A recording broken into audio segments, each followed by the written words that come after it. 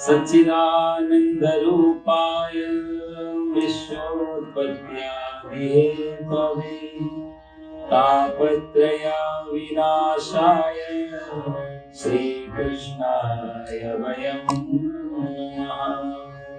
मूकं करोति वाचालं पंगुं लंघयते गिरिं यत्कृपातमहं वन्दे परमानन्दमाधवम्। कृष्णाय वासुदेवाय हरये परमात्मने प्रणतक्लेशनाशाय गोविन्दाय नमो नमः। वसुदेवसुतं देवं कंसचाणूरमर्दनं देवकी परमानन्दं कृष्णं वन्दे जगद्गुरुं। सच्चिदानंद भगवान की गीता माता की जय। इस संसार की गतिविधियों पर नहीं अधिकार किसी का है, जिसको हम परमात्मा कहते ये सब खेल उसी का है। इस संसार की गतिविधियों पर नहीं अधिकार किसी का है, जिसको हम परमात्मा कहते ये सब खेल उसी का है। जिसको हम परमात्मा कहते ये सब खेल उसी का है। ये सब खेल उसी का है।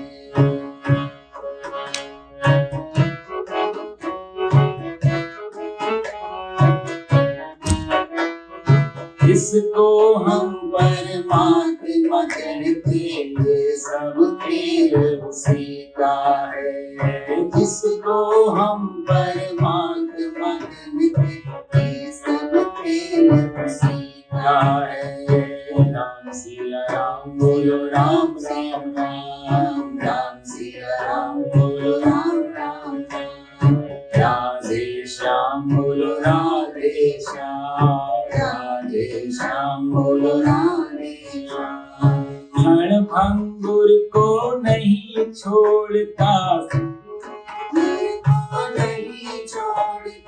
सदा हमारे साथ में है, सदा हमारे साथ में है। क्षण भंगुर को नहीं छोड़ता, सदा हमारे साथ में है। क्षण भंगुर को नहीं छोड़ता, सदा हमारे साथ में है।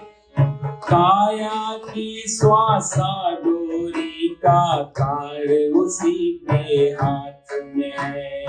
काया की श्वासा डोरी का तार उसी के हाथ में है। हंसना रोना जीना मरना सब उसकी मर्जी का है। जिसको हम परमात्मा कहते ये सब खेल उसी का है। जिसको हम परमात्मा कहते ये सब खेल उसी का है। राम सिया राम सिया राम सिया राम, राम सिया राम सिया राम सिया राम, राधे श्याम राधे श्याम, राधे श्याम राधे श्याम। निर्धन धनी बनी हो निर्धन, निर्धन धनी धनी हो। ज्ञानी मूढ़ मूर्ख ज्ञानी, ज्ञानी मूढ़ मूर्ख। निर्धन धनी धनी हो निर्धन, ज्ञानी मूढ़ मूर्ख ज्ञानी, ज्ञानी मूढ़ मूर्ख ज्ञानी। सब कुछ अदल बदल देने में नहीं कोई उसकी सानी। सब कुछ अदल बदल देने में नहीं कोई उसकी सानी। समझदार भी समझ सके ना ऐसा अजब तरीका है। जिसको हम परमात्मा कहते हैं सब खेल उसी का है। जिसको हम परमात्मा कहते हैं सब खेल उसी का है। राम सिया राम सिया राम सिया राम राम सिया राम सिया राम सिया राम।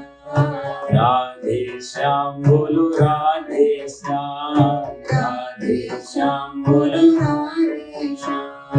मिट्टी काली पीली हरे वन, मिट्टी काली पीली हरे वन। आसमान का रंग नीला, आसमान का रंग नीला। मिट्टी काली पीले हरे वन, आसमान का रंग नीला। मिट्टी काली आसमान का रंग नीला। सूर्य सुनहरा चंद्रमा शीतल सब कुछ उसकी लीला। सूर्य सुनहरा चंद्रमा शीतल सब कुछ उसकी लीला। सबके भीतर स्वयं छिप गया सृजनहार सृष्टि का है। जिसको हम परमात्मा कहते हैं सब खेल उसी का है। जिसको हम परमात्मा कहते हैं सब खेल उसी का है। राम सिया राम सिया राम सिया राम, राम सिया राम राधे श्याम। राम सिया राम सिया राम सिया राम, राधे श्याम बोलो राधे श्याम। राम सिया राम सिया राम सिया राम, राधे श्याम बोलो राधे श्याम। राजेश्वर आनंद अगर सुख चाहो तो मानो शिक्षा। राजेश्वर मानो शिक्षा। तज अभिमान मिला दो उसकी इच्छा में अपनी इच्छा। तज अभिमान मिला दो उसकी इच्छा में अपनी इच्छा। यही भक्ति का सार है प्यारे, सारे गुरु यही सारे गुरु मुक्ति का है। जिसको हम परमात्मा कहते हैं सब खेल उसी का है। जिसको हम परमात्मा कहते हैं सब खेल उसी का है। राम सिया राम सिया राम सिया राम, राम सिया राम सिया राम सिया राम। राधे श्याम जय राधे श्याम, राधे श्याम जय राधे श्याम। राम सिया राम सिया राम सिया राम, राधे श्याम जय राधे श्याम। सच्चिदानंद भगवान की जय, पिता माता की जय। अन्नात् भवन्ति भूतानि, अन्नात् भवन्ति भूतानि। पर्जन्यात् अन्न संभवः, पर्जन्यात् अन्न संभवः। यज्ञात् भवति पर्जन्यो, यज्ञात् भवति पर्जन्यो। यज्ञः कर्म समुद्भवः, यज्ञः कर्म समुद्भवः। कर्म ब्रह्मोद्भवं विद्धि, कर्म ब्रह्मोद्भवं विद्धि। ब्रह्माक्षर समुद्भवम्, ब्रह्माक्षर समुद्भवम्। तस्मात् सर्वगतं ब्रह्म, तस्मात् सर्वगतं ब्रह्म। यज्ञे प्रतिष्ठितम् नित्यं यज्ञे प्रतिष्ठितम्।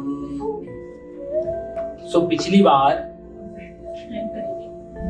तीसरा अध्याय बहुत ही महत्वपूर्ण अध्याय है कर्म योग वालों के लिए। कहा जाए जो लोग एक्सट्रोवर्ट हैं, जो बहिर्मुखी व्यक्तित्व है, उनके लिए अंतर्मुखी का अध्याय दूसरा अध्याय गया।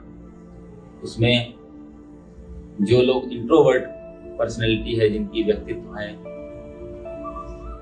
पहचान भी मैंने आपको बताई, जिनके पास नकार है ज्यादा, जो दुख की बात ज्यादा करेंगे, नकार की बात, निषेध, ऐसे लोग इंट्रोवर्ट होते हैं। जैसे महात्मा बुद्ध को आप कहीं भी से भी पढ़ लो, धम्मपद पढ़ लो, अंगुत्तरी निकाय, पूरी पंच निकाय जो उनकी मुख्य मुख्य जो ग्रंथ हैं, वहां हर जगह नकार है। वो हमेशा मान के चलते हैं कहीं भी संसार में सुख नहीं है। वो कहेंगे बच्चा पैदा होता है, देखो कितना माँ के पेट में उल्टा लटका होता है, जरा में, और ये सब, ज्यादा तीखा खा ले तो प्रॉब्लम, नहीं खाए तो प्रॉब्लम। बाहर आया तो बेचारे को खटमल काट रहे हैं, कीड़े काट रहे हैं, पेट में दर्द हो रहा है, सिर में दर्द हो रहा है, बता नहीं सकता। तो बचपन कोई आनंद में नहीं है। और बड़ा हुआ तो विद्या पढ़ने के लिए, पेट भरने की विद्या पढ़ने के लिए, वो भी जीवन कष्ट में जा रहा है। और बड़ा हुआ, विवाह आदि हो गया, फिर एक नई जिम्मेदारी, फिर परिवार का विस्तार, सामाजिक प्रतिष्ठा, वो भी कोई आराम से तो जाता नहीं है, युवावस्था भी। कुटुंब भरणेन वा, परीक्षित महाराज भी भागवत में सुखदेव जी से कहते हैं कि आदमी के लिए क्या करना चाहिए यदि शांति चाहिए, तो वो भी भगवान सुखदेव जी भी व्यास जी और परीक्षित से कहते हैं, दिवाचार्थे हया राजन कुटुंब भरणेन वा निद्रया ह्रियते नक्तम। रात्रि सोने में चली जाती है, सुबह उठते हैं तो कुटुंब भरणेन वा, कुटुंब परिवार को भरण पोषण की चिंता शुरू हो जाती है। भाई मंडे आ गया, चलो, तो आदमी को आराम तो है ही नहीं। युवावस्था उसमें निकल गई, और जब बुढ़ापा आया तो फिर न शरीर काम दे रहा है, बुद्धि भी स्थिर नहीं हो पाती है, याददाश्त भी चली जाती, सारी इंद्रियां अपना अपना जो बल है वो खो देती है। सबके नेचुरल है। अब तो खैर लोग बहुत कुछ कर लेते हैं। अपना कान कमजोर है तो लीड आ जा रही, वो लगा ली, आंखें कमजोर है, चश्मा लगा लिया, बाल सफेद और काल प्लास्टर कर लिया। कोशिश तो बहुत करते हैं बेचारे, लेकिन प्रकृति को हराना मुश्किल है। तो कहते हैं कि और बुढ़ापा बड़ा तकलीफमय है। ये बड़ी मुश्किल घड़ी सिर पर पड़ी है आन कर, अब कोई सुनता नहीं, धन बल चले जाने के बाद। धन भी गया, बल भी गया, कमाते भी नहीं है, और शारीरिक शक्ति भी नहीं है, तो कोई फिर सुनता नहीं। पीरी में दोस्तों की बदगुमानी का क्या गिला, किसी शायर ने कहा। पीरी मतलब होता है बुढ़ापा। पीरी में दोस्तों की बदगुमानी का क्या गिला, और दूर रहते हैं सभी गिरती हुई दीवार से। ये बुढ़ापा बड़ा कष्ट में होता है। अब तो जैसे जैसे विज्ञान और जैसे जैसे आधुनिकता बढ़ रही है, बहुत जरूरी हो गया शारीरिक स्वास्थ्य। जैसे हम लोग ढीले हुए, फिर कोई बात नहीं, ये सारा काम ध्यान सब कुछ महफिल ये तब तक है जब तक हम, जान है तो जहान है।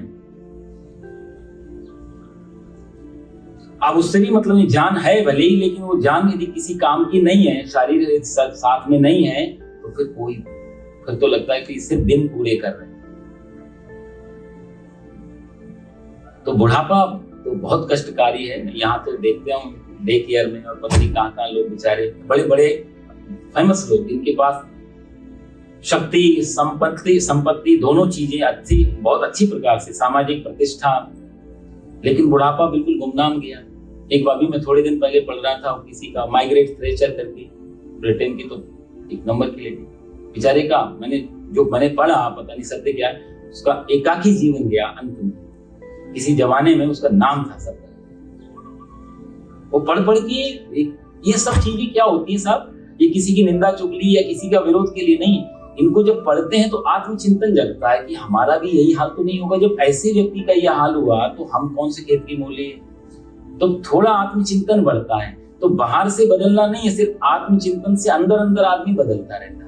बाहर से पता नहीं लगता, बाहर से व्यवहार पूरा, अंदर एक जो सिरा है वो अनकॉन्शियस माइंड में पड़ा रहता है कि भैया ये सत्य है, यही सत्य है।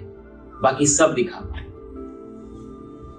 तो मैं बता रहा कि महात्मा बुद्ध ये नकार जो निषेध शब्द बार बार ले रहे हैं, ये कोई आश्चर्य की बात है। उन्होंने देखा, उनकी दृष्टि वैसी है।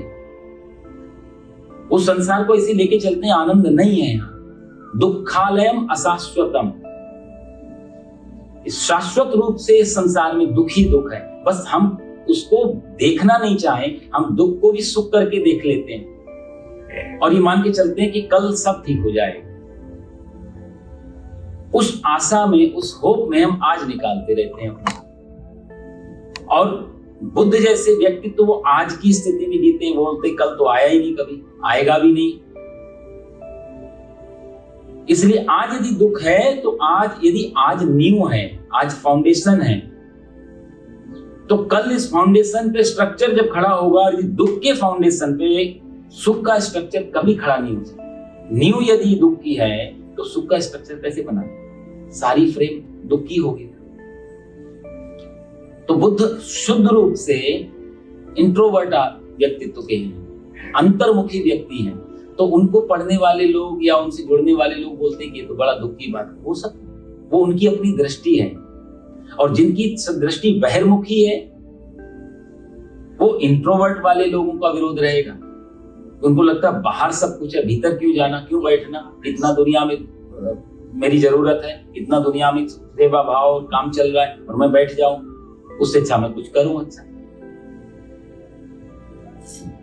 तो ये आपस में विरोध नहीं है, अपनी अपनी दृष्टि है। गीता की अपनी दृष्टि, गीता दोनों को साथ लेके चल रही है। दूसरे अध्याय में भगवान ने पूरे 72 श्लोक सब में भगवान ने इंट्रोवर्ट की व्याख्या की। कि अर्जुन ने जब कहा था कि ये सब ऐसा है, ज्ञानी के बारे में बात की, तो भगवान ने सब कुछ उसके सामने खोल के रख दिया कि ऐसा होता है अंतर्मुखी जो तू बात कर रहा है। और जब अर्जुन की समझ में नहीं आया और भगवान समझ गए कि ये बहिर्मुखी व्यक्तित्व है, तो भगवान ने अब बहिर्मुखी बात की। तो तीसरा अध्याय अंतर्मुखी के बाद अब बहिर्मुखी का शुरू होता है, एक्सट्रोवर्ट पर्सनैलिटी। तो जो व्यक्ति बहिर्मुखी, उनको क्या करना चाहिए? तो उन्होंने बोला कि कर्म करना है तो कर्म करो, लेकिन कर्म को यज्ञ की तरह करो। यज्ञ का अर्थ जहां करता नहीं है, अहम भाव नहीं है, मैं करता हूं। जहां मैं हट जाता है और कर्म होने लगता है, उस कर्म के पहली बार दोष खत्म होते हैं। और उस कर्म का दोष जब अहम नहीं है तो क्रेडिट लेने की इच्छा भी नहीं होगी कि हमें कोई रिकॉग्नाइज करे कि हमने किया। जैसे शबरी, रामायण में मैं कई बार उदाहरण कि शबरी सुबह जाती है, सुबह और जाकर के जो भी ऋषि के जो कुटिया वगैरह हैं, वहां फल फूल व्यवस्था करके आ जाती, छुप के रहती। तो सारे संत यही बोलते हैं, ऐसा कौन सा सेवक है जिसकी सेवा तो दिखाई दे रही है पर सेवक दिखाई नहीं दे रहा है। शबरी के प्रसंग से बहुत गहरी घटना, बहुत गहरी शिक्षा मिलती है कि जहां सेवक तो है नहीं उपस्थित, सिर्फ सेवा सेवा सेवा सेवा। तो जहां सेवक उपस्थित हो और सेवा पीछे हो, वो कर्म यज्ञ नहीं। शबरी शुद्ध रूप से यज्ञ कर रही है। और मैं आपको बताया कि यज्ञ का मतलब वो अग्नि के आगे बैठ के और स्वाहा और ये सब नहीं। यही फर्क है कि शबरी जो भी अब कर रही है वो टोटल उसका जीवन यज्ञ में जा रहा है। परमात्मा आना पड़ेगा, क्योंकि उसके भाव में मैं बची नहीं। अब वो कभी ऋषियों के लिए सेवा करती है, कभी राम जी आएंगे तो कभी उनके लिए फल लेके आ रही है, रास्ता साफ कर रही है, राम जी आएंगे। ये राम जी जो आए रावण को, ये शबरी इंतजार जो कर रही है, इसकी सेवा खींच रही है। देखो साहब, परमात्मा को आना पड़ता है। यदि हमारा अपना, यदि ऐसा शबरी जैसा, अहिल्या जैसा, सुदामा जैसा, भील, केवट, इन सब का एक ऐसा इंतजार ही खींचने पे लगे हुए। देवता भी मजबूर होते हैं हमें देने में, यदि हमारी इस हिसाब से जो कर्म की भगवान बात कर रहे हैं, इस हिसाब से यदि कर्म हो, वो ना नहीं कर सकते। स्वतंत्र नहीं है देवता भी। यदि हमारा कर्म यज्ञ बन जाएगा तो उस कर्म का फल देने पे परमात्मा मजबूर हो जाएगा। पिछले अध्याय में भगवान ने बहुत सुंदर बात कही थी कि यज्ञ शिष्टा सिना संतो, जो यज्ञ रूपी कर्म करता है वो कैसा होता है, जो नहीं करता वो पिछले और 12वें अध्याय में कहते हैं इष्टान भोगान वो देवा, जो आप लोग देवताओं के लिए जो करते हो, देवता फिर आपको देते हैं। आपके पास जब बढ़ोतरी होती है आप फिर उससे बांटो। और कैसे बांटो? यज्ञ जब आपको मिल गया, यज्ञ शिष्टा सिना संतो, जो भी सत्कर्म करके, अच्छे कर्म करके और उससे जो फल आ रहा है और उसको जो भोगता है, उसको जो प्रयोग में लाता है वो संतो संत है। और मुच्यन्ते सर्व किल्बिषयः, वो सर्व पापों से उसके मुच्यन्ते मतलब उसको पाप उसके समाप्त हो जाते हैं। भुंजते त्यक्तोघम पापम, और जो आदमी आत्म कारणात् अपने लिए ही कर्म करता है और अपने में सब आ जाते हैं, मेरा परिवार, मेरी पत्नी, मेरे ये, मेरे वो, मेरे शब्द से जब जुड़ के कोई भी काम आप कर रहे हैं, वो सब वो फिर यज्ञ में नहीं जाएगा। जहां मेरा शब्द तो मेरा परिवार मेरी जिम्मेदारी है, तो वो कर्म करना यज्ञ में नहीं है। जहां मेरा वही पाप है, और जहां मेरा खत्म हो गया वहीं से पुण्य शुरू। मुच्यन्ते सर्व किल्बिषयः, सारे पापों का अंत जहां मेरा खत्म हो गया। तो भुंजते त्यक्तोघम पापम, जो आदमी अपने लिए अपनों के लिए करता है, और ये भुंजते शब्द दिया है मतलब भोगना या भोजन करना, दोनों अर्थ हैं इसके। तो जो आदमी अपने लिए भोजन, मान लिया अपने घर में पक रहा है कि मैं खाऊंगा, ये बनना चाहिए, ये बन गया मैं खाऊं, जो आदमी इस हिसाब से जिसके घर में भोजन है, ये पचन्त्यात्म कारण, वो त्वघम पापा, वो अपने पाप को ही खा रहा है। आत्म कारण, अपने लिए। आगे भी 6 अध्याय में भगवान इसी आत्म कारणात् को बहुत अच्छी तरह से कहेंगे। उद्धरेदात्मनात्मानं नात्मानं अवसादयेत्, आत्मनारायण बार बार, उद्धरेदात्मनात्मानं आत्मानं अवसादयेत्, आत्मैव ह्यात्मनो बंधु आत्मैव रिपुरात्मनः। ये व्यक्ति जो है, ये अपना आत्मैव ह्यात्मनो बंधु, ये अपना स्वयं का मित्र है, स्वयं, और स्वयं का शत्रु है स्वयं। कौन है? उद्धरेदा, उसकी व्याख्या तो बहुत लंबी आगे करेंगे हम लोग। उद्धरेदात्मनात्मानं, जो अपना उद्धार कर लेता वो व्यक्ति अपना मित्र है। और जो आदमी अपना उद्धार नहीं करता, आत्मानं अवसादयेत्, जो अपने आप को नरक में डालता है, जो अपने आप को पाप में डालता है, जो अपने आप को दुख में डालता है, जो अपना कल्याण नहीं करता, वही आत्मैव शत्रु, वो अपना शत्रु। आत्मैव ह्यात्मनो बंधु आत्मैव रिपु, रिपु मतलब शत्रु, वही अपना शत्रु है। समझने की बात है, भगवान कहते हैं कि आपका कोई दूसरा मित्र नहीं है, पहले आप अपने आप स्वयं के मित्र बनो। और जो आदमी अपना मित्र नहीं बन सकता, वो आदमी दूसरे का मित्र तो कभी भी नहीं बन पाएगा। जो अपना, भाई मैं ही पढ़ा लिखा नहीं हूं तो मैं आपको क्या पढ़ाऊंगा, मैं ही भूखा हूं तो मैं आपको क्या खिलाऊंगा। तो यहां भगवान बहुत स्पष्ट बात, गीता बहुत स्पष्ट बात करती है, कोई चिकनी चुपड़ी जैसी बातें नहीं करती। इसमें कोई मक्खन लगाने जैसी बात नहीं, आपको खुश करने के लिए गीता भगवान ने बहुत स्पष्ट शब्दों में बात कही। पहले अपने मित्र बनो, पहले अपने शुभचिंतक बनो, पहले अपने कल्याण के बारे में अग्रसर बनो, और फिर दूसरे की चिंता करो। भैया, जो आदमी स्वयं डूब रहा हो, वो दूसरे डूबने वाले को कैसे बचाएगा? डूबने वाले को बचाने के लिए पहली योग्यता है कि आप डूब ना रहे हो, आप बाहर हो। एक नदी में लोग नहा रहे थे, बच्चा एक डूबने लगा अचानक से।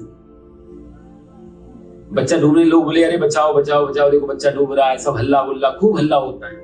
अच्छा, जब ये ऐसा कुछ होता तो हल्ला गुल्ला खूब होता है, जब कहीं कोई विपत्ति आती है, जब कहीं हेल्प करने कोई नहीं जाता, हर डूबने वाले पे शख्स अफसोस तो करते हैं, इमदाद नहीं करते।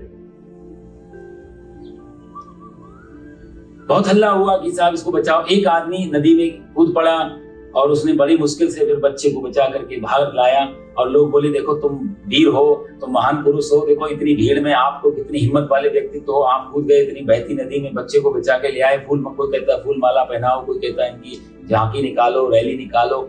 वो आदमी बोला सुनो, ये सब बाद में करना, जय जयकार, पहले ये बताओ मुझे धक्का किसने मारा। वो भी अपनी मर्जी से नहीं गया था। कहने का मतलब यह है, आत्मैव, अपना कल्याण यदि हम अपने आप नहीं करते, अपने मित्र अपने आप नहीं, और अपने मित्र हम नहीं हैं, ये हम सब लोगों को अपना आपस में पता लग जाएगा। जो भी हम कार्य कर रहे हैं उससे पता लग जाए कि हम अपने मित्र सिद्ध हैं या अपने शत्रु सिद्ध हैं। यदि और 100 में से 90 से ज्यादा मौकों पे आप जब चिंतन में बैठेंगे और अपने कार्यों को सिर्फ देखेंगे, तो आप पाएंगे 90 मौकों पे हम अपने शत्रु बन जाएंगे। अपने जो जीवन, मान लिया हम यदि कोई ऐसा टाइम पास वाला काम कर रहे हैं, एक जीवन को हम, एक इतने अमूल्य जीवन को जिनकी अंतिम श्वासें चल रही हो उससे पूछा जाए श्वास की कीमत क्या है, जिसका अंतिम समय आ चुका उसको पूछा जाए कि जीवन का मूल्य क्या है। ऐसे व्यक्ति से कंपेयर यदि किया जाए और हम यहाँ 2-4 घंटे यदि फालतू बकवास में और चीजों में सिर्फ जो वो आदमी कहते हैं टाइम पास, तो व्यक्ति जो जीवन को टाइम पास के रूप में ले रहा हो, व्यक्ति अपना मित्र हुआ या शत्रु? जीवन इतना गहरा है, इतना मूल्य। और हमारे यहाँ तो कहते हैं 84 लाख योनि के बाद ये मनुष्य का शरीर मिलता है, अनेक जन्म संसिद्धि। तो जो जीवन को यदि व्यर्थ कमा रहा है, जीवन को टाइम पास के रूप में ले रहा है, और ये चिंतना है, ये दृष्टि है, ये धीरे धीरे यदि आ गई तो फिर वो रिदम पकड़ लेता शरीर, फिर आदमी को हमेशा लगेगा कि ये समय बर्बाद। तो जो आदमी अपने जीवन को व्यर्थ कमाता वो अपना ही शत्रु है। और यदि जो अपना शत्रु हो गया वो दूसरे से कहे कि हम आपके बहुत अच्छे मित्र नहीं हो सकते, इस संसार में वो मित्रता नहीं टिकेगी। तो भगवान यह कहते हैं आत्म कारणात्, वही शब्द को जो 6ठे अध्याय में भगवान कहेंगे, वही शब्द को भगवान आत्म कारणात्, जो अपने लिए भोजन पकाता है, जो अपने लिए कर्म करता है, स्वयं के लिए ओनली, जिसमें दूसरा कहीं इन्वॉल्व नहीं, दूसरे कल्याण की कोई कामना नहीं है, वो व्यक्ति भुंजते ते त्वघम पापा, वो आदमी वो भोगता है, अपना ही पाप खाता है। इसलिए यहाँ भगवान यज्ञ का एक स्वरूप, एक दृष्टि बता रहे कि जो भी करो उसमें सब सम्मिलित हो, और आप जो भी सब सम्मिलित हो और उनको आप जो बांटने जाओगे वही चीज आपके पास वापस आ जाएगी। और ये बड़ा अच्छा दुनिया का गणित है धर्म का, कि जो भी चीज हम बांट रहे हैं, जो भी वापस आ रहा है, इसका मतलब वही हम बांटे जा रहे हैं। जो इन्वेस्ट कर रहे हैं वही वापस आ रहा है, और कई गुना होके वापस आ रहे हैं। दुख बांटने वाले व्यक्ति सुखी नहीं हो सकता शास्त्र के साथ, और सुख बांटने वाला व्यक्ति, आनंद बांटने वाला व्यक्ति दुखी नहीं हो सकता। एक कविता मैं पढ़ता था बहुत पहले, उसकी पूरी पंक्ति तो याद नहीं है, उस राइटर का नाम था एल्ला व्हीलर करके, बहुत अच्छी, उसकी 2 पंक्तियां बहुत अच्छी लगती थी। वो बोलती कि laugh and whole world laugh with you, आप हंसो, पूरी दुनिया आपके साथ हंसती है, and weep you will weep alone, जब आप रोते हो तो आप अकेले हो। जो बांटते हो वही वापस आने। तो ये प्रयास, ये और गीता कभी असत्य नहीं बोल रही। ये तो ऐसा चीज, ऐसा प्रैक्टिकल है। हमने कहा हमारे हाथ में पानी है, आपके को प्यास लगी, आप पी के देख लो, आपके प्यास बुझ रही, इसका मतलब पानी, नहीं तो गिलास खाली। गीता तो सीधा 2 + 2 = 4। तो ये तो सारा प्रैक्टिकल का ग्रंथ है। बाकी दूसरे ग्रंथों में कंफ्यूजन हो सकता है, ऐसा हुआ या नहीं हुआ, ऐसा होगा या नहीं होगा, रावण के 10 सिर थे या नहीं, कई लोग प्रश्न करते हैं। एक आदमी आया, वो तो अजीब आदमी, बोलता है रावण के 10 सिर थे, हमने वहां लिखा है। मैंने कहा लिखा तो ऐसा ही भाई, मानस के 10 सिर थे। बोला कि 10 सिर थे पंडित जी, तो एक चीज हम कई दिन से सोच रहे हैं कि रावण या तो चित्त सोता होगा, पट सोता होगा, करवट से सोएगा तो ऐसा लगेगा जैसे खेत में हल खड़ा है।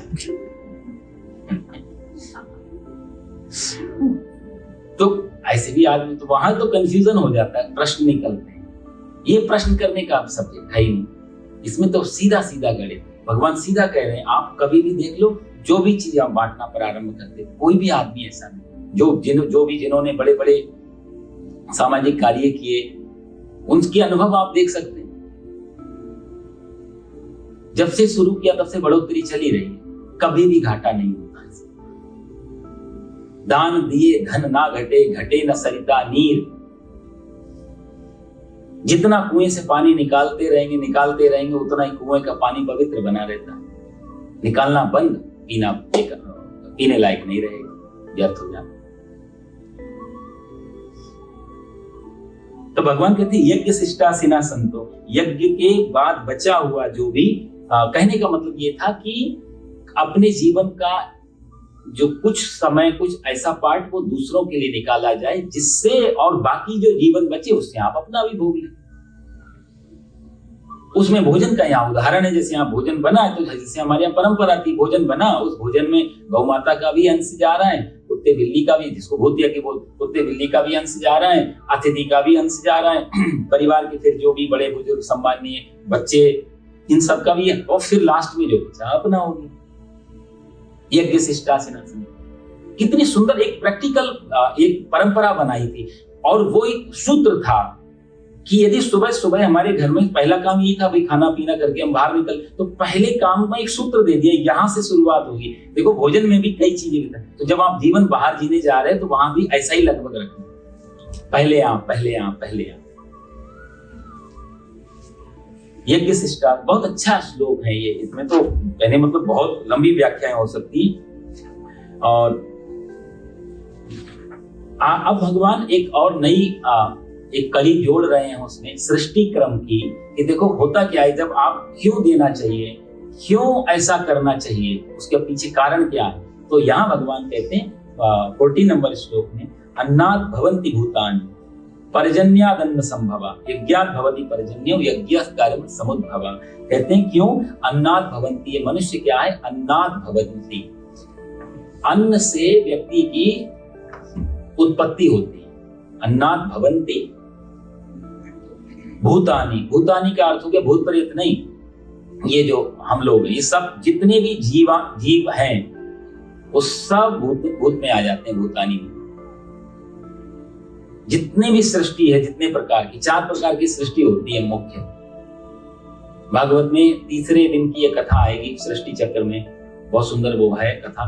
तो उसमें भी कहते हैं 4 प्रकार की, और भगवान ने कई जगह 4 को विभाजित किया है। चातुर्वर्ण्यम मया सृष्टम, 4 ही वर्ण हैं, 4 ही आश्रम हैं, 4 प्रकार की सृष्टि है मुख्य रूप से। एक होती है उद्भिज, उद्भिज सृष्टि उसको बोलते हैं जो जमीन को फोड़ के बाहर निकलती है, जैसे पेड़ और पौधे, आप बीज को जमीन के अंदर डालते हैं और फोड़ के बाहर निकलता है, उसको बोलते हैं उद्भिज सृष्टि। एक होती है स्वैदज सृष्टि, स्वैदज उसको बोलते हैं जो अपने आप पैदा हो जाती है। जैसे अभी आप देखेंगे गर्मियों में लाइट के आगे हजारों पतंगे पैदा होते हैं रात भर में, सुबह ढेर लगा होता है, समाप्त, छोटी सी उनकी आयु होती है, रात में घूमते घूमते मरते रहते, अगली रात में फिर पैदा, वो कहां से आ रहे हैं, सोर्स कहां है।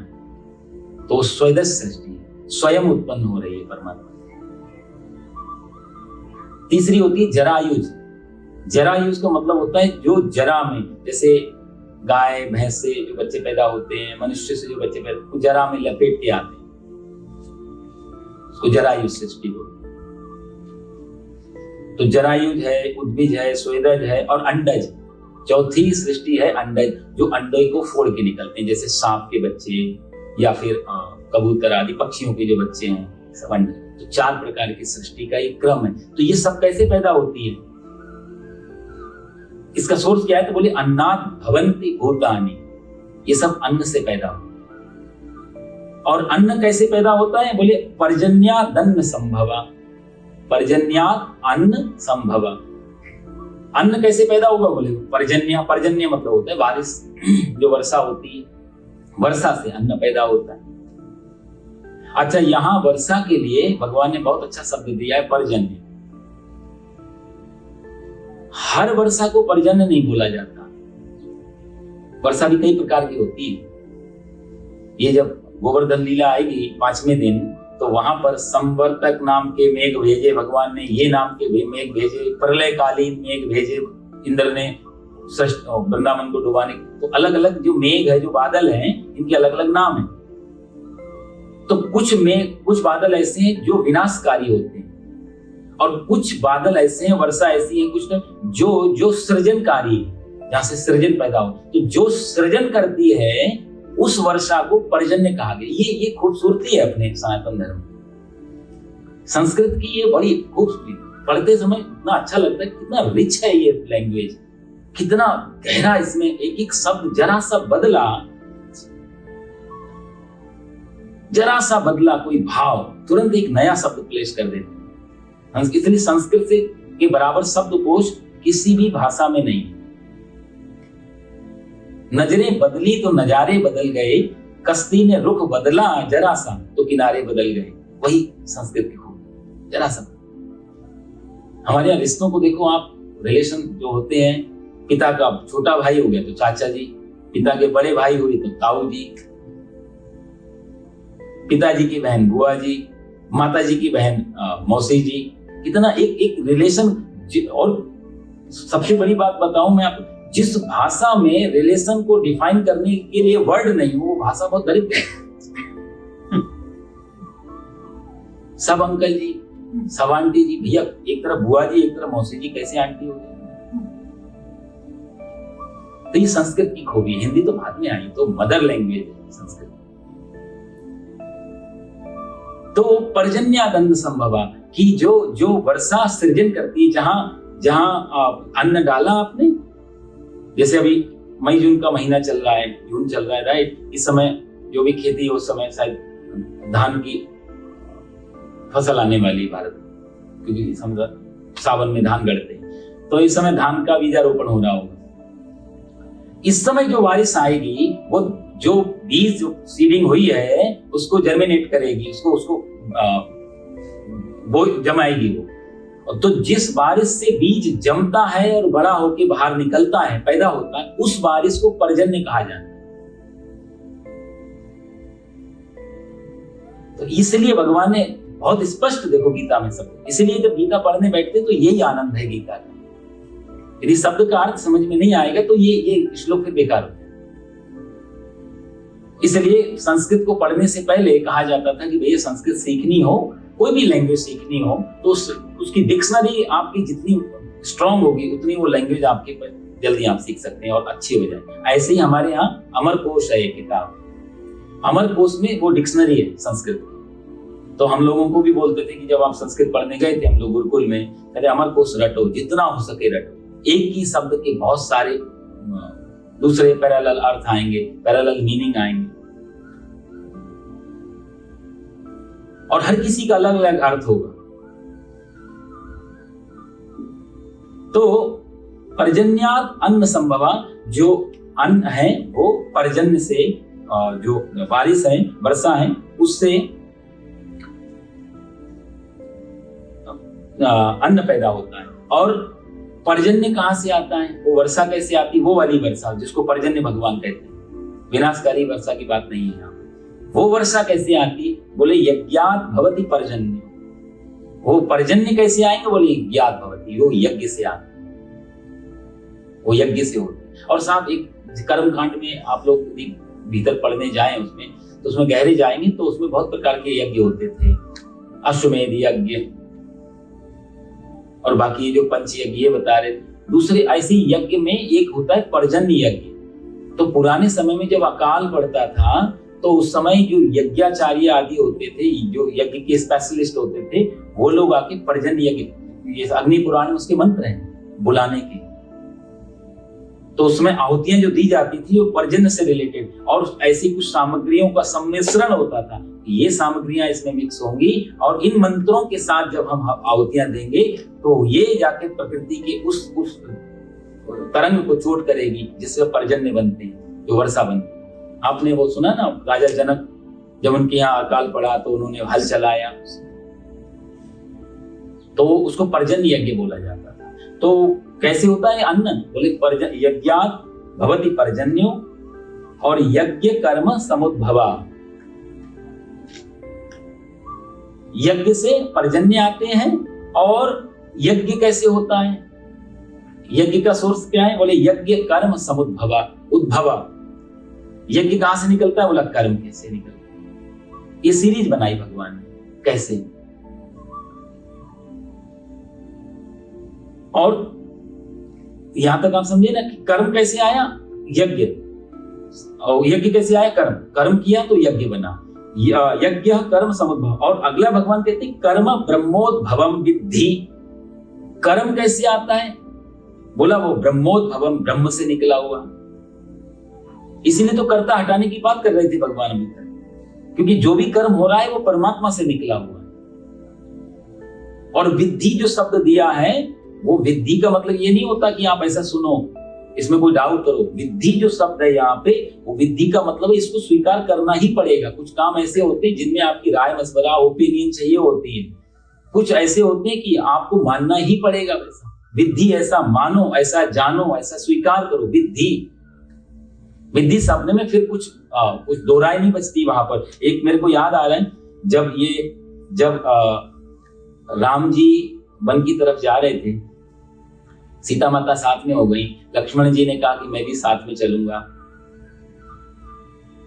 तो राम जी ने बोला कि तुमको जो जनने वाली जननी है पहले उससे आज्ञा लो, कि पहला अधिकार उसका है तुम्हारे, तुम अपना निर्णय स्वयं नहीं ले सकते, अभी मां तुम्हारी जिंदा है, मां से आज्ञा लेकर के आओ, चलना हो। तो लक्ष्मण जी सुमित्रा के पास जाते हैं और सुमित्रा माता से कहते हैं कि मां मुझे आज्ञा दो, प्रभु राम वन में जा, उनके बिना मेरा कोई जीवन नहीं, तो मुझे आप आज्ञा दो। माता सुमित्रा ने बोला कि बेटा तुम नहीं जाते तो मुझे कष्ट होता और आश्चर्य होता, कि जा रहे तो बिल्कुल नेचुरल है, होना ही चाहिए, तुमने जन्म इसलिए लिया। क्योंकि सुमित्रा माता का संकल्प था।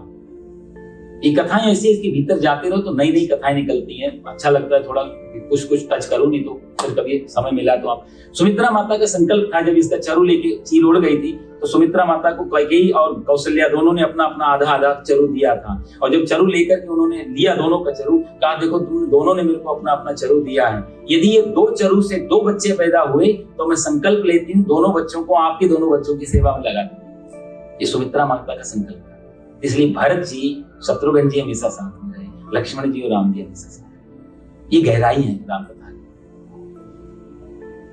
तो सुमित्रा माता ने कहा कि ये तो बिल्कुल सामान्य है, पूछने की जरूरत नहीं है। लक्ष्मण जी ने कहा माता लेकिन मेरे को कुछ तो शिक्षा दो, मैं वन में कैसे रहूं, किस भाव से रहूं।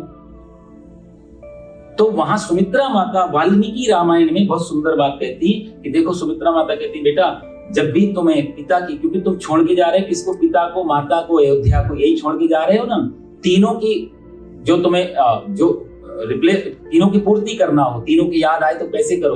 बोले रामस्य दशरथम विद्धि, वाल्मीकि रामायण रामस्य दशरथम, जब तुम्हें दशरथ की पिता की याद आए तो राम को ही दशरथ के रूप में मानना, मतलब राम को पिता मानिए।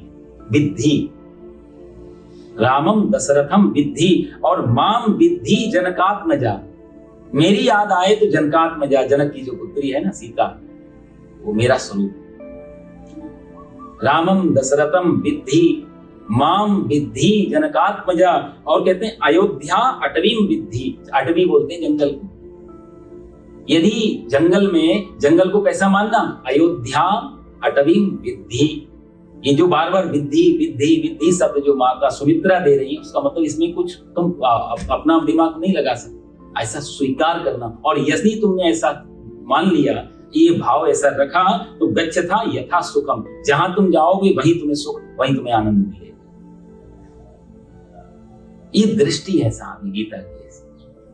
तो यहां वही बात कहते, कर्मम ब्रह्मोद्भवम विद्धि, कर्म आपका नहीं है, हम मानते हैं कर्म, इसीलिए दुखी रहते हैं। कर्म ब्रह्मोद्भवम, इसका ब्रह्म से उद्भव हुआ है कर्म का, तो कर्म उसका माना जाए।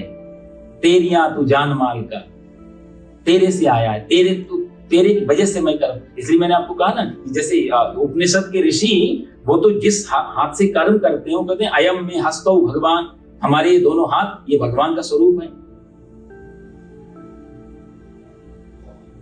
तो जहां कराग्रे वसते लक्ष्मी, हम लोग भी सुबह सुबह उठ के कहते थे कराग्रे वसते लक्ष्मी कर्मध्ये सरस्वती, कहीं कम सरस्वती है, कहीं लक्ष्मी है, कहीं गोविंद है, कहीं कुछ है, ये सब तो सारे यदि उनका वास है तो वही कर रहे हैं। ये दृष्टि थी। तो इससे कर्तापन धीरे धीरे धीरे धीरे धीरे धीरे गलता चला जाता था, और जो कर्तापन गल गया और जो कर्म बचा वही कर्म की बात भगवान ने कही। तो कर्म ब्रह्मोद्भवम, फिर वो कर्म ब्रह्म से उद्भव माना जाए, जहां ब्रह्म करता नहीं। कर्म ब्रह्मोद्भवम विद्धि, ऐसा जानो। और ब्रह्माक्षर समुद्भवम, और ब्रह्म क्या है उसको अक्षर जो ये वेदांत का सूत्र है, जो ये ब्रह्माक्षर ब्रह्मोद्भवम, वेद जो ब्रह्म है सब, उसको वेद से उत्पन्न है वो। और वेद जो ब्रह्मोद्भवम विद्धि, वेद से उत्पन्न है, और तथा वेद जो ब्रह्म अक्षर समुद्भवम, वेद कहां से बोले, अक्षर ब्रह्म से। तो यहाँ भगवान कहना ये चाहते हो, वेद मतलब एक तो ऋग्वेद, साम, यजु और अथर्व, 4 वेद हो गए। वेद का एक और भी अर्थ होता है कि जो ज्ञान है उस ज्ञान को वेद कहा जाता है। संस्कृत में कहते हैं कि आप बड़े वेदवान हो, मतलब बहुत ज्ञानवान हो। वेद शब्द का अर्थ होता है ज्ञान, शुद्ध ज्ञान, उसको वेद का है। तो जो और वो वेद कहां से आए, वो ज्ञान कहां से आया? ब्रह्माक्षर समुद्भवन, वो अक्षर ब्रह्म से आए हैं। इसलिए वेदों का एक नाम है अपौरुषेय। शास्त्रों में वेद को कहते हैं जहां पुरुष ने नहीं लिखा जो। बाकी सब रचनाओं में आप देखेंगे तो हर रचना के बाद में जिसने लिखा है, जो ऑथर है उसकी, उनका है कहीं ना कहीं साइन किसी न किसी रूप में। लेकिन वेद में आपको किसी का सिग्नेचर नहीं मिलेगा। वेद में कोई ऐसा दावा नहीं करता ये वेद हमने लिखा। हाँ, वेद के विभाग किए व्यास जी ने। भागवत के पहले दिन की कथा में ही आएगा ये कि व्यास जी ने जो पहला वेद था ऋग्वेद, उस ऋग्वेद इतना कठिन, इतना क्लिष्ट और बहुत सारी चीजें उसमें अंदर थी, तो उसको सरल करने के लिए उसके 3 विभाग और कर दिए। तो एक वेद से 3 और विभाग किए, टोटल हो गए 4। लेकिन ऋग्वेद पुराना है, वो प्राचीन है और अर्वाचीन है, उसका कोई रचयिता नहीं है। उसी की भगवान यहाँ बात करते हैं, वो अपौरुषेय। अपौरुषेय का एक अर्थ और भी होता है। देखो साहब, जहां मैं बचा वहां मेरा बचा।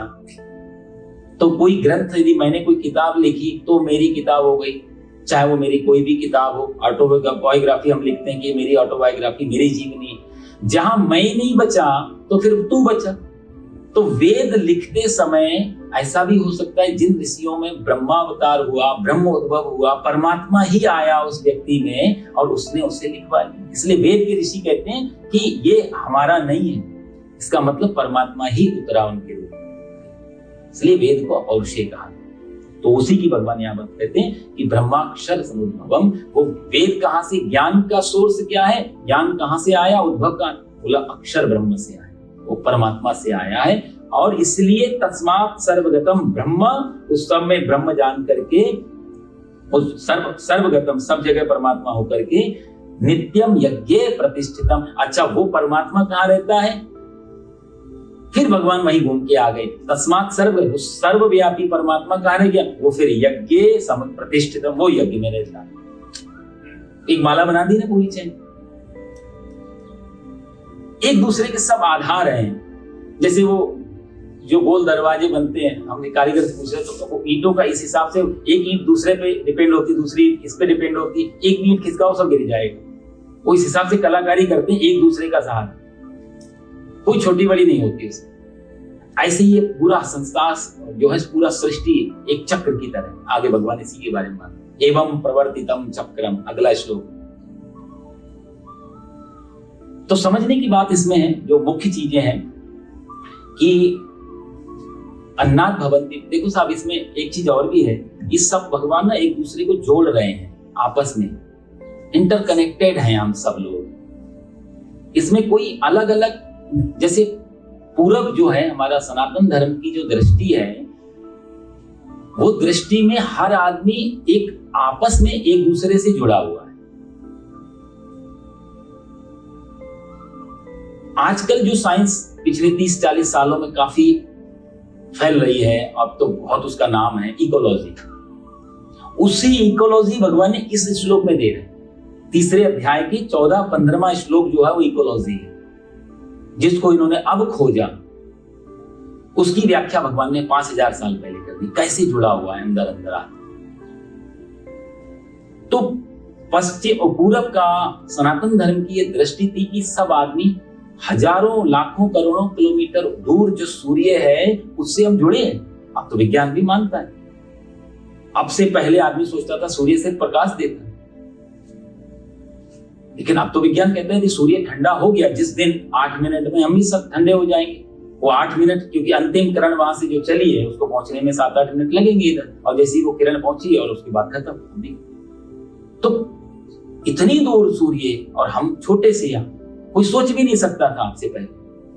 लेकिन भारत ने, सनातन धर्म में सोच के रखा कि हमारा ये लाखों करोड़ों किलोमीटर दूर जो तारे हैं, इन सबसे हम जुड़े हैं। और मजे की बात, हम इनसे जुड़े तो वो भी हमसे जुड़े हैं।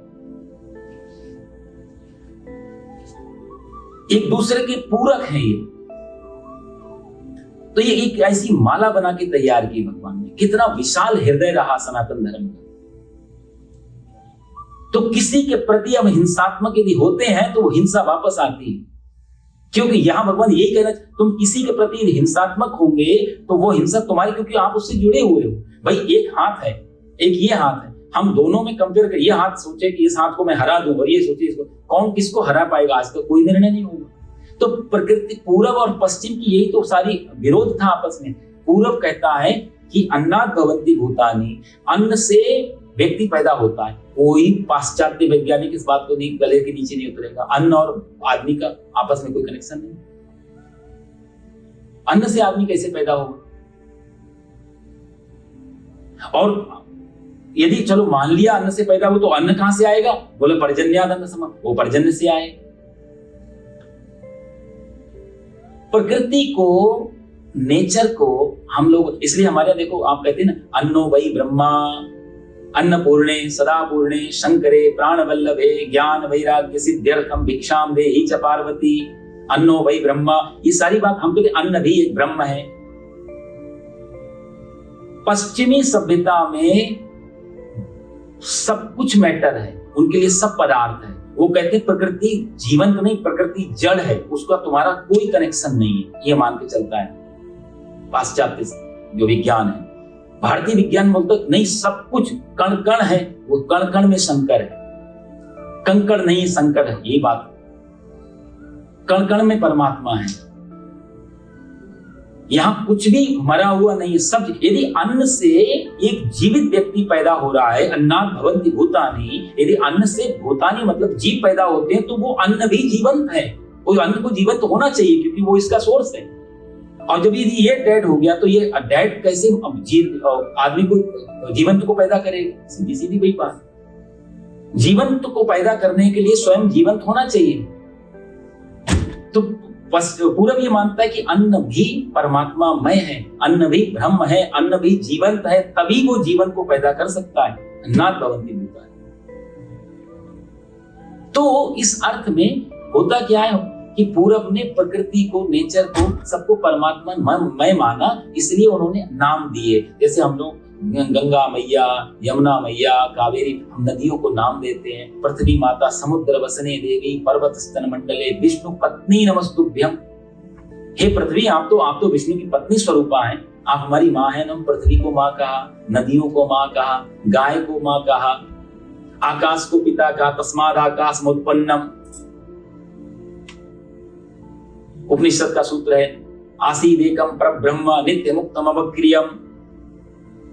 उससे आकाश पैदा हुआ और आकाश से ये संसार सृष्टि पर। तो कहने का मतलब हमने आकाश को पिता कहा। तो पूरब की सनातन धर्म की संस्कृति ने पूरी प्रकृति को मां की तरह लिया कि मेरी मां है। इसलिए कभी भी ये ख्याल नहीं आया कि हम प्रकृति को जीतेंगे। भाई कोई आदमी अपनी मां को कैसे जीतेगा? उससे पैदा हुआ है, मां मां ही रहेगी। आप उससे पैदा हुए, एक हाथ दूसरे हाथ को नहीं जीत पाएगा कभी। तो जीतने की, लड़ाई करने की, संघर्ष की कोई कभी भाव ही नहीं आया पूरब में, सनातन धर्म। लेकिन पश्चिम ने प्रकृति को दुश्मन की तरह लिया, शत्रु की तरह लिया। तो जीतेंगे, हवा को भी जीतेंगे, बंद करेंगे, अग्नि को भी जीतेंगे, कंट्रोल करेंगे। तो पश्चिमी सभ्यता प्रकृति को कंट्रोल करने में लगी। वो प्रकृति को मां नहीं मान सकती।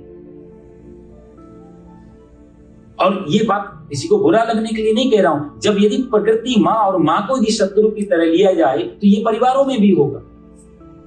तो बच्चा यदि बाप के विरोध में खड़ा हो जाता है पश्चिमी सभ्यता में, संतान यदि जन्मदाता के विरोध में खड़ी हो जाती है, आश्चर्य नहीं है, क्योंकि सभ्यता वही चली आ रही है, वापस तो वही आएगा जो हम कर रहे हैं। तो ये दोनों की दृष्टि है, ये भारत की दृष्टि रही सनातन धर्म की, कि पूरी प्रकृति ये मां है, इसी से हम पैदा हुए हैं, इसी में विलीन हो जाते हैं। हमारे महाराज जी बहुत सुंदर बात कहते थे, हमने उगला, पृथ्वी ने निगला, पृथ्वी ने उगला और हमने निगला।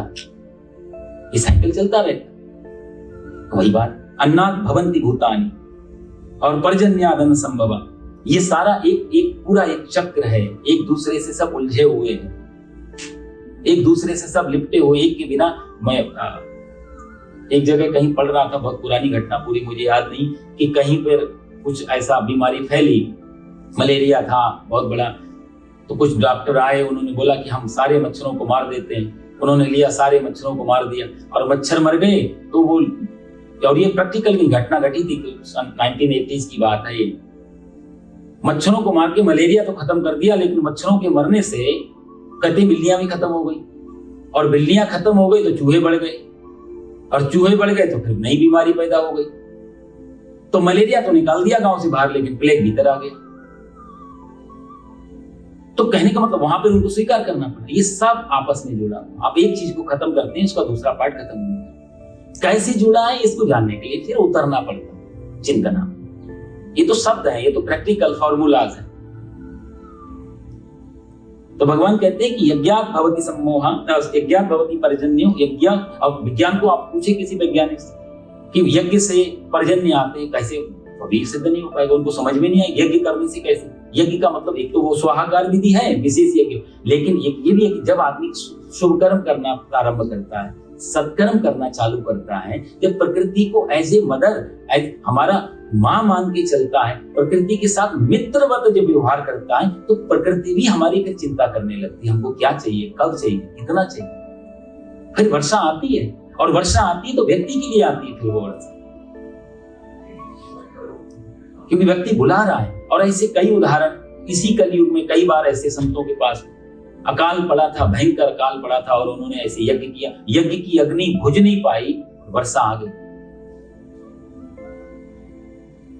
पर वो भाव हो, तो प्रकृति को जीतने का जो भाव था, वो भाव पश्चिमी और पूरब की सभ्यता में सनातन धर्म, एक किताब भी लिखी है बर्टन रसेल ने, यदि आप लोगों ने पढ़ी है, conquest of nature, of nature, प्रकृति की विजय।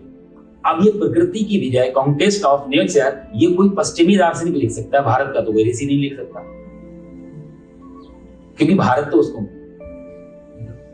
तो ये दृष्टि है। तो यदि उनसे बोलो यज्ञ से वर्षा आती, कोई मान के राजी, लेकिन भारत कहता है कि आएगी, और आने पे मजबूर होगी, क्योंकि हम जब इतने प्यार से बुला रहे हैं, इतना मित्रवत व्यवहार है, तो हम यदि उसकी चिंता कर रहे हैं, वो हमारी चिंता करेगी।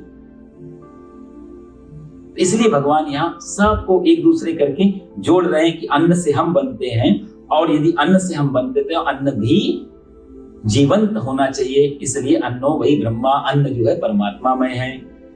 और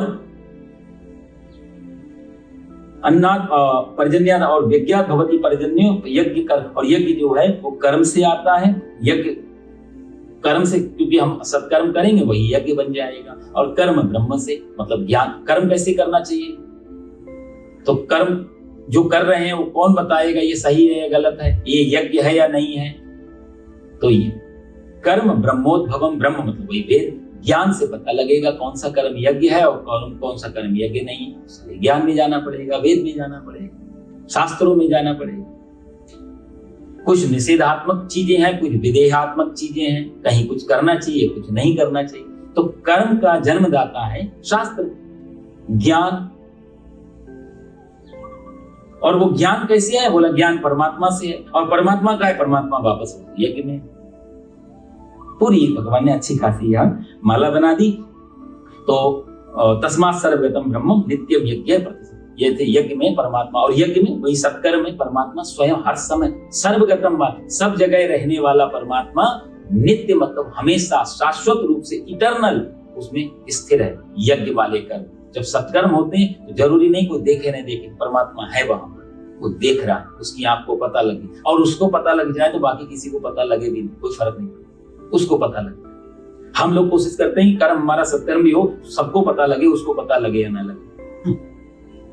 इसलिए पूजा पाठ में लोग इतना कुछ करते हैं, पता ही नहीं चलता कि वो 1-1.5 घंटा पंडित जी ने क्या किया और कैसे करवाया, क्या इतना ध्यान दो। होना ये चाहिए कि जब हम पूजा पाठ जो कुछ करें तो हम परमात्मा और बीच में जो यज्ञ जो कर्म चल रहा है सब हो रहे, अगर डजंट मैटर कोई आए या नहीं, फोकस है। इस प्रकार के जब यज्ञ होंगे तस्मात् सर्वगतम, फिर वहां पर परमात्मा सर्वगत, सब जगह रहने वाला परमात्मा वहां पर नित्य रूप से प्रतिष्ठित रहता ही है। इसलिए आजकल देखो सब तालमेल बिगड़ गया है, जब से ये विज्ञान, जैसे विज्ञान का विरोध नहीं है शास्त्रों में, सनातन धर्म में विज्ञान को इस हिसाब से लिया कि विज्ञान प्रकृति से तालमेल मिला करके चले, तोड़ करके नहीं, जीत करके नहीं, हराने के लिए नहीं, बस ये था हमारे यहाँ का जो विज्ञान था, वो प्रकृति के साथ साथ पैरेलल चले कि इसको हानि भी ना पहुंचे और हमारा आविष्कार भी होता रहे। तो जैसे कणाद ने कण खोजा, पहला जो एटम खोजने वाले कणाद ऋषि थे, तो उन्होंने सारा जीवन, देखो कणाद मर गए लेकिन परमात्मा का नाम नहीं लिया, पीलवा पीलवा पीलवा पीलवा करते करते कण कण क्या बोला, सब परमात्मा, ये कण परमात्मा। तो उनके, हमने लोगों ने उस समय उनको नास्तिक कहा, लेकिन सबसे बड़े आस्तिक कणाद ऋषि ने। हम तो मंदिर में देख पाते, उन्होंने कण कण में उसी को देख लिया, पीलवा। तो वो तालमेल के साथ विज्ञान था, ये आगे बढ़ रहा था प्रकृति को साथ में लेकर के। अब सब तालमेल बिगड़ रहा है। वो एक न्यूज में पढ़ रहा था कि जब ये रॉकेट भेजा पहली बार, तो जब गया ये चंद्रमा पे, ओजोन नाम की परत होती, बोलते उसमें छेद करते हुए चला गया। सूर्य की किरणें आती, अब तो आप सब लोग जानते हैं, पढ़े लिखे लोग, ओजोन में जब छेद हो गया तो जो अच्छी किरणें नहीं थी, जिनको वो ढक लेती थी, छान के भेजती थी, जो मनुष्य के लिए ठीक नहीं थी, वो किरणें भी उस छेद से आने, ऐसे कितने होल बना दिए पिछले 50 सालों में जो भेजने पे लगे, वो इतने होल बन गए। ये सारा तालमेल बिगाड़। कहां सीधी गीता सब जगह जा पाए, सब लोग पढ़ पाए, सब लोग समझ पाए, मनुष्य मात्र के काम। पर्यावरण के लिए कितना अच्छा ये उदाहरण है, जो लोग बात करते हैं पर्यावरण रक्षा के, अच्छे उदाहरण कैसे जी। तो भगवान के तस्मात् सर्वगतम, ये सब जगह नित्यम यज्ञ प्रतिष्ठितम, नित्यम मतलब जहां पर हमेशा सत्कर्म हो रहे हैं, परमात्मा वहां हर समय विराजमान रहता है। टाइम तो हो गया, एक श्लोक और ले लें। ठीक है। एवं प्रवर्तितं चक्रम नानुवर्तयति यः अघायुरिन्द्रियारामो मोघम पार्थ सजीवति। ये भी बहुत अच्छा श्लोक है, जो पहले करते हुए आ रहे थे। समय कम है, मैं 2-4 मिनट करके और फिर अगले हम क्लास में। भगवान एवं प्रवर्तितम चक्रम, ये जो भगवान बात कर रहे थे ना अभी तक 2-4 लाइनों में, अन्नात् भवन्ति भूतानि पर्जन्यात् अन्न संभवा, और इसकी जो बात करते हो, लास्ट में भगवान ने कहा यज्ञ प्रतिष्ठितम, तस्मात् सर्वगतम, वो परमात्मा यज्ञ में। ये जो पूरी सीरीज भगवान ने बनाई थी, पूरी जो माला तैयार की थी, ये पूरा जो चक्र तैयार किया था, एवं प्रवर्तितम चक्रम। अब भगवान कहते हैं, उसकी समरी बता रहे हैं कि जो ये सारा चक्र है, देखो साहब, आदमी की 2 आविष्कार बहुत महत्वपूर्ण रहे, बाकी जो खोजा वो अलग बात, पर 2 आविष्कार नहीं होते तो शायद हम इतना ज्यादा जो अब हम आधुनिक, या हम जो बहुत ठीक ठाक से अपना जीवन जा रहा है, शायद नहीं जा पाए। एक पहला रहा इन्वेंशन आदमी का, वो रहा अग्नि। अग्नि पहले भी थी, पत्थरों को टकरा करके, पेड़ों को घिस करके, रगड़ से, अतिशय रगड़ करे जो कोई, अनल प्रकट चंदन से, वो अग्नि थी, बड़वा अनल प्रकट। लेकिन उस अग्नि का नहीं, अभी जो अग्नि मनुष्य ने जो इजाद की, मनुष्य ने जो बनाई, उससे जब चाहे तब उसको ऑन ऑफ कर सकते हैं। उससे हमारा बहुत, कहा जाए तो बहुत हमारा विकास हुआ अग्नि के कारण। तो ये आदमी का बहुत बड़ा एक इन्वेंशन था, आविष्कार था अग्नि का, जब उसने खोज ली। और हमारे ऋषियों ने लाखों साल, जो ये ऋग्वेद में पहला मंत्र है, ऋग्वेद सबसे विश्व की सबसे प्राचीन किताब है, ग्रंथ है, और उसका पहला ही मंत्र है अग्नि मीले। अग्नि शब्द पहला मंत्र है, इसका लाखों साल पहले मनुष्य ने अग्नि खोज ली। ये आदमी का सबसे बड़ा एक विकास कार्यों में बढ़ाया हुआ पहला कदम था। और दूसरा जो आविष्कार था वो था चक्र, गोल व्हील। और ये व्हील की विशेषता ये अपने आप चलता है। तो ये व्हील, ये चक्र, यदि चक्र नहीं होता तो बहुत सारी चीजें हमारे पास आज नहीं होती। अग्नि नहीं होती तो आज भी हम कच्ची सब्जियां और कच्चे फल और दूसरी बहुत सारी कच्ची चीजों पर निर्भर रहते। सारे स्वाद सब कुछ अग्नि की वजह से आ रहे हैं। तो ये चक्र और अग्नि, ये 2 आदमी के बहुत महत्वपूर्ण। तो भगवान ये कहते हैं कि एवं परिवर्तितम चक्रम, जो ये चक्र है नानुवर्ती है, नानुवर्त यदि है, जो इसका अनुवर्तन, जो इसका पालन नहीं करता, जो ये चक्र है उसका जो पालन नहीं करता। अर्जुन, अघायु इंद्रिया रामो, फिर से भगवान ने 2 गालियां दी। अघायु वो पापी व्यक्ति है, इंद्रिया राम, वो अपने इंद्रियों में, इंद्रिया राम मतलब इंद्रियों में रमण करने वाला, वो सब अपने इसमें सब सुख, जो कहते हैं इंस्टेंट जो सुख खोजने वाला, अभी मिल जाए, बाद में भले इसका परिणाम कुछ भी हो। कई काम हम ऐसे करते हैं जो बाद में पीड़ा देते हैं, लेकिन तात्कालिक सुख देते हैं।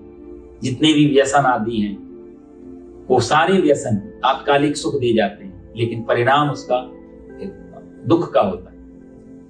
उसको बोलते हैं इंद्रिया रामों की। इस समय इंद्रियों को जो अच्छा लग रहा हो वैसा कर लिया जाए। तो वो आदमी, ऐसा व्यक्ति, इंद्रियों में रमण करने वाला, इंद्रियों के ही सुख को आप सुख समझने वाला और अगायु, वो आदमी पापी है। इंद्रिया रामो और मोघम पार्थ, हे पार्थ, मोघम सजीवती, वो अपना पाप में जीवन ही जी रहा है। बहुत स्पष्ट भगवान ने यहाँ उसको कह दिया कि एक इस चक्र का, तो कहना भगवान ये चाहते, जो इस चक्र का अनुवर्तन करता है, जो सृष्टि क्रम के हिसाब से अपने जीवन को चलाता है। सृष्टि क्रम का पता कैसे चलेगा? शास्त्र। कहां से पता लगेगा? कैसे? तो ब्रह्माक्षर ज्ञान से, वेद से, शास्त्रों से, नॉलेज से। तो ये जो ज्ञान से मिला हुआ जो कर्म, इससे जो चक्र का हम अनुवर्तन करते, जो आदमी ज्ञान में नहीं जाएगा, ज्ञान नहीं लेगा, वो अनुवर्तन नहीं कर पाएगा, उसको पता नहीं चलेगा सृष्टि क्रम। तो जो सृष्टि क्रम के हिसाब से नहीं जिएगा वो पापी है, और जो सृष्टि क्रम के हिसाब से जीता है। यहाँ भगवान ने पापी और पुण्यात्मा की मानव व्याख्या करनी है। धर्मात्मा कौन है? बोला जो सृष्टि क्रम के हिसाब से चल रहा है। और पापात्मा कौन है? जो सृष्टि क्रम के हिसाब से नानुवर्ती है, जो उनका अनुवर्तन नहीं करता। अघायु इंद्रिया रामो मोघम पार्थ सजीवती। हे अर्जुन, वो फिर साहब देखो ये चक्री तो है। मान लिया हमने अंगोछा पहना है, अब ये अंगोछा जो है हमने तो ले लिया 150 रुपए में, लेकिन यदि इसका सोर्स देखा जाए तो किसके खेत में कब कपास किसने लगाई होगी, उस बेचारे का क्या स्थिति, क्या परिस्थिति उस परिवार की रही होगी, फिर वो कपास को बाजार में बेचने आया, कैसी परिस्थिति, फिर किसने किस मूल्य में खरीदा, पता नहीं ये संतुष्ट हुआ भी या नहीं हुआ, फिर व्यक्ति ने फिर उसको आगे मिल वगैरह में, मिल में लगाया और फिर चला, और फिर वहां से कपड़ा तैयार हुआ, फिर वहां से और भी जो भी इसकी, फिर वहां से होलसेल में गया, फिर वहां से फुटकर में आया, और वहां, कहने का मतलब क्या, पूरा एक भी व्यक्ति चूक जाता, एक भी कहीं गलती हो जाती कहीं से भी, तो ये अंगोछा मेरे पास कम से कम ये तो नहीं होता। किसान गलती कर देता, मिल गलती कर देती, मशीन गलती कर देती, कोई ब्रोकर गलती, कहीं से भी कोई एक पॉइंट में मिस्टेक, अंगोछा मेरे पास ये वाला नहीं होता। ये चक्र है सृष्टि, एक भी मिस्टेक पता नहीं कहां तक उसका प्रभाव चला जाता। ये बहुत गहरा विज्ञान है। एवं प्रवर्तितम चक्रम नानुवर्ति यदि है या अर्जुन। इसलिए सृष्टि क्रम का जो क्रम है उसको तुझे जीना ही चाहिए वैसा। देखो साहब, हमारे पास दो चीजें हैं, दो चॉइस। भगवान ने हमको दोनों वरदान के रूप में दी है।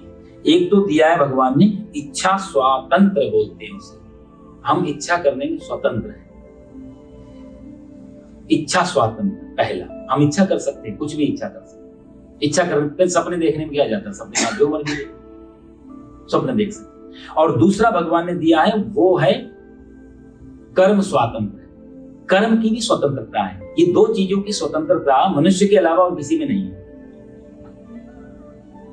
इच्छा की स्वतंत्रता भी पशु पक्षियों में नहीं है, वो इच्छा नहीं कर सकते दूसरे, है ही नहीं, एक ही जैसा। हजारों लाखों साल पहले एक गाय जो खा रही थी, आज भी गाय वही खा रही है। अमेरिका में, अफ्रीका में, इंडिया में, ऐसे कहीं पे भी लाखों साल, उसके पास इच्छा स्वातंत्र नहीं है। यही तो इच्छा है ना, हमारी इच्छा हो। हम कहते हैं हम 21वीं सदी के मानव हैं, अब हम क्यों ऐसे पुरानी रीति रिवाजों में पड़े। ये बात हम सुनने को मिलती कई बार शास्त्रों, ये पूजा पाठ में, कहां पंडित जी पुरानी चीज लाखों साल पहले, अब हम नए हैं बिल्कुल। एक व्यक्ति, क्योंकि इच्छा स्वतंत्र था ना, तो हमने बदल दिया सब। पशुओं के पास नहीं था। और कर्म स्वतंत्र है, कर्म, फ्रीडम ऑफ एक्शन, इसका भी, ये पशुओं के पास भी कर्म स्वतंत्र। वो चाहे तो नया कर्म नहीं कर सकते, कोई गाय भैंस पशु शेर आदि चाहे तो मैं हवन कर लूं, दान पुण्य कर, नहीं कर सकते। एक कर्म की स्वतंत्रता भी हमारे पास है। तो freedom of will, freedom of action, ये दो चीजें मनुष्यों के पास है जो कि पशुओं के पास नहीं है। अच्छा, दो चीजें हमारे पास होने से आप देखो तो हमारी जिम्मेदारी बढ़ जाती है। आदमी इसको अपना ऐसा ना सोचे कि कोई गिफ्ट है, नहीं, इससे हमारी जिम्मेदारी भी बढ़ गई कि इच्छा में करने में स्वतंत्रता, कौन सी इच्छा करें जो हमारे और हमारों के लिए कल्याणकारी हो, और कर्म स्वातंत्र, कौन सा कर्म हो जो हमारे और हमारे लोगों का, पूरे हमारी जो सृष्टि क्रम है उसका कल्याण करे। आत्मा ही ह्यात्मनो बंधु, जो हमारा भी कल्याण करे और हमारे सृष्टि क्रम का भी कल्याण। ये जो स्वतंत्र, दो प्रकार के फ्रीडम हैं, ये दो फ्रीडम हमारी रिस्पॉन्सिबिलिटी बढ़ा देते हैं। ये भगवान ने बहुत सोच समझ के गिफ्ट दिए, क्योंकि इन दोनों के को कंट्रोल करने के लिए, इच्छा स्वातंत्र को, फ्रीडम ऑफ विल को, फ्रीडम ऑफ एक्शन को, कर्म स्वातंत्र, दोनों को कंट्रोल करने के लिए, दोनों को अप्लाई करने के लिए भगवान ने तीसरी चीज हमें दी जो पशुओं के पास नहीं, वो है विवेक बुद्धि, ज्ञान बुद्धि। ये पशुओं के पास नहीं है। इसलिए कहते हैं कि पशुओं के और मनुष्यों को बीच में आता है आहार निद्रा, नीति शास्त्र का वचन है। आहार निद्रा भयसंततित्वम सामान्यम एतत् पशु भिर नराणाम ज्ञानम ही तेसाम अधिकम विशिष्टम और ज्ञानेन हीना पशु ही समाना। आहार भोजन करना हम में और पशुओं में एक जैसा है, हम भी भोजन करते हैं, वो भी भोजन। निद्रा, नींद हम भी सोते हैं, वो भी सोते हैं। भय, हम भी डरते हैं मरने से, वो भी डरते हैं। संतित्व, संतान पैदा करना मनुष्य भी करता है, पशु भी करता है। सामान्यम एतत्, ये सामान्य है दोनों में। पशु भिर नराणाम, पशु और मनुष्य। फिर अंतर क्या है पशु और मनुष्य में? बोला ज्ञानम ही तेसाम अधिकम विशिष्टम। ज्ञान एक ऐसी चीज है, विवेक बुद्धि वो एक ऐसी चीज है, अधिकम विशिष्टम, विशिष्ट रूप से, जो दोनों को डिवाइड कर रही है। और ज्ञानेन हीना पशु भी समाना, जिसके पास विवेक बुद्धि नहीं है, जिसके पास ज्ञान नहीं है, पशु भी समाना, वो फिर पशु ही है। जिसको नीति शास्त्र पशु कह रहा है, भगवान उसको कहते हैं अघायुर इंद्रिया रामो, उसका जीवन पापमय जा रहा है। और मनुष्य की रिस्पॉन्सिबिलिटी, ये स्वतंत्र फ्रीडम होने के कारण इसको दोष भी लगता है और इसी को पुण्य भी मिलता है। पशु को दोष नहीं लगता कि उसके पास विवेक बुद्धि नहीं है, क्योंकि हमारे पास निर्णय शक्ति है ना, हम सोच सकते हैं अच्छा क्या है बुरा। पशु नहीं सोच सकता। शेर को नहीं मालूम जिसकी वो शिकार कर रहा है वो किसी की माँ हो सकती है, किसी का बहन हो सकती है, किसी का पिता हो सकता है। उसको तो सिर्फ भूख लगी और सामने जीव है तो हिंसा करने, हमको तो मालूम। तो इसीलिए ये बहुत समझने की बात है। ये दो फ्रीडम के साथ यदि विवेक बुद्धि नहीं लगाई तो ये दोनों फ्रीडम का मिसयूज हो जाता है, जो कि हो रहा है संसार। और ये फिर जो सृष्टि चक्र है, एवं प्रवर्तितम चक्रम, इस जो सृष्टि चक्र का फिर अनुवर्तन नहीं हो पाता यदि विवेक बुद्धि नहीं हो और ये दो स्वतंत्रता हो। तो जैसे कि आजकल के कुछ बेवकूफ जैसे देशों में आप देखो, न्यूक्लियर पावर है उनके पास में, विवेक बुद्धि नहीं है, हर समय उसी की बात करते रहते। तो मालूम नहीं कि जिसको डाल, हम भी तो भाई उसी चक्कर में आ जाएंगे। सोचना चाहिए। कहने का मतलब ये था कि ये विवेक बुद्धि, तो बच्चे के हाथ में यदि चाकू दे दिया जाए तो बेचारा खुद को भी हिंसा कर सकता है। इसलिए भगवान ने जो विवेक बुद्धि दी है वो कहां से आएगी? वो भगवान कह रहे वो विवेक बुद्धि कैसे आएगी? तो वो भगवान ने यहाँ कह दिया ना, कर्म ब्रह्मोद्भवम विद्धि। कर्म कैसे आएगा? ब्रह्म से। और ब्रह्म, वो ज्ञान कहां से मिलेगा? ब्रह्माक्षर समुद्भवम। ये भगवान ने सब एक दूसरे के साथ इंटरकनेक्टेड कर दिया, सब एक दूसरे के साथ जोड़ दिया। बहुत सुंदर ये श्लोक थे। समय मिला तो अगली बार फिर से चर्चा थोड़ी रखेंगे। सर्वे भवन्तु सुखिनः, सर्वे सन्तु निरामयाः, सर्वे भद्राणि पश्यन्तु मा कश्चित् दुःख भाग् भवेत्। ओम शांति शांति सुशांतिर्भवतु। बोलो सच्चिदानंद भगवान की जय, गीता माता की जय। परित्राणा